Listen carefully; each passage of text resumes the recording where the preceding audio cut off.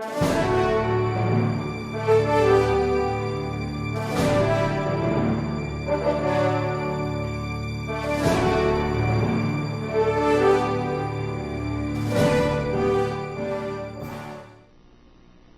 resume. Majority Floor Leader. Thank you, Mr. President. Senator Joker Arroyo wishes to be recognized. The gentleman from Makati and Bicol has the floor. Thank you, Mr. President. I will just ask one question. Proceed. Commissioner Henares, have you obtained the authority of the President to reveal the income tax returns under question? Yes, sir. I That's have all. obtained the authority from the President, sir.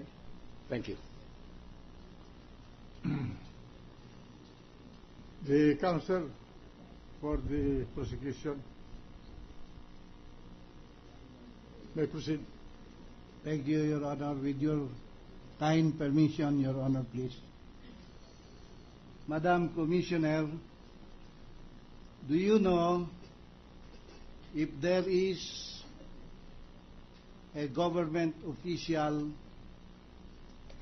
in the Philippine government who is vested with sole, exclusive, and original jurisdiction to interpret tax laws and to decide tax cases administratively? Yes, sir. Your Honor, Preliminary, Your Honor. yes, but you do not know what my objection will be. You state the legal ground, Yes, but this is preliminary. Let the question- counsel for the defense state his objection. the question, Your Honor, calls for an opinion. And the way we understood it, the Honorable Commissioner is being presented as an ordinary witness, Your Honor. That is my objection. Well, he is the Commissioner of Internal Revenue, and the court takes judicial notice of that. Thank you, Your Honor. Proceed. Does the chair allow the question, Your Honor? Yes. That's why I said proceed. Please answer. Yes, sir. Who is that official?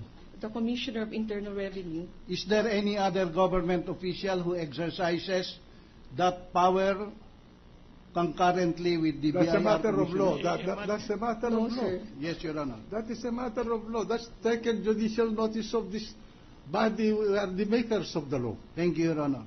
Since when, may I proceed, Your Honor? Yes. Since when have you been BIR Commissioner? I assumed my office on July 2, 2010. What are your duties and responsibilities, ma'am? I implement the National Internal Revenue Code and all tax laws relating to internal revenue. Why are you now before this honorable impeachment court? I received a subpoena from the Impeachment Court last January 18, 2012. You earlier told the Honorable Senator Joker Arroyo that presidential approval for disclosure has been obtained. On that premise, Your Honor, may I now proceed also by way of compliance with the directive? What is the purpose of presenting the income tax returns of the respondent? To authenticate, Your Honor. Huh? And I am now proceeding to... No, I'm asking the purpose the purpose. For presenting the income tax returns, Yes. Your Honor, to explain that as per the figures indicated therein, which should be taken at face value without interpretation, without opinionating as to how these figures were arrived at, the figures declared under oath in the income tax return in no way and can never justify. That goes into the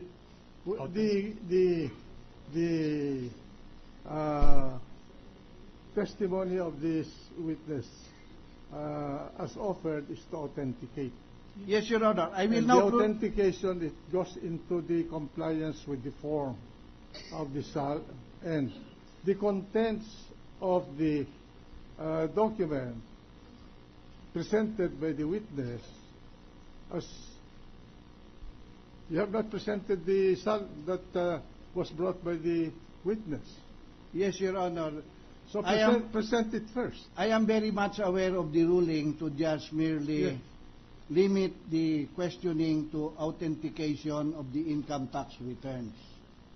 So I am proceeding to We are that. not dealing with the authentication of the income tax return. We are talking about the statement of assets and liabilities and net worth of the respondent.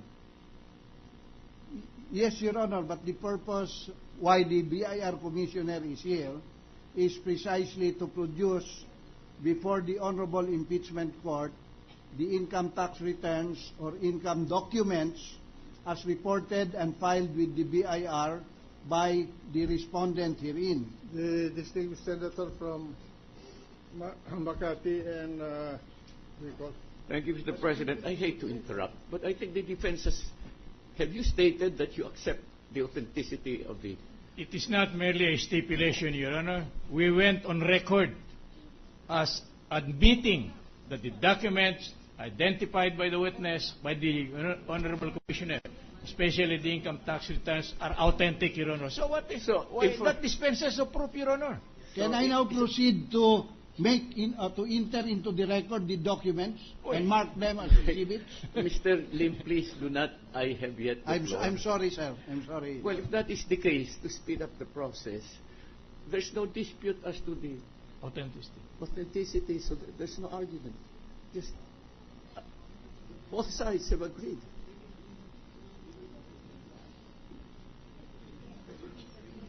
You present it, and that's it. Mr. President. Since the defense admitted that the income tax return involved is the income tax return of the respondent, what income tax return is this? For what years? Your Honor, please, with the indulgence of Senator Santiago, may I also respectfully point out so that... No, the chair is asking, for what years are these income tax returns?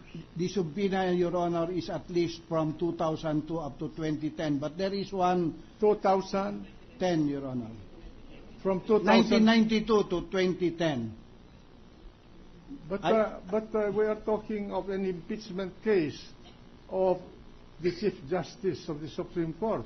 And whatever he did before he was a Chief Justice, that has no bearing as far as this chair is concerned with the impeachment.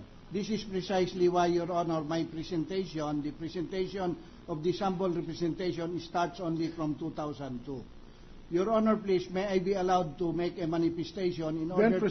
Then if you want, what is the pleasure of the counsel? Your Honor, do you accept that the Chief Justice filed income tax returns from 2002 when he became a Justice of the Supreme Court until today? Anyway, if Your Honor, please, may I be allowed to explain first? I understand that what the Honorable Commissioner will testify now is only with respect to these income tax returns, Your Honor. We have already admitted that they are all authentic and genuine, Your Honor. So that issue is already taken out of the presentation of evidence. Secondly, yeah, but they're asking for the introduction of those income tax returns. They will be impertinent, Your Honor, and I reserve my objection at the time they make the offer, because these are documentary exhibits, Your Honor. Your Honor, unless they made the offer, we are not yet allowed under the rules to object or to make any observation. Then why don't you then wait until those documents are actually offered in evidence in this case? one very important point of clarification.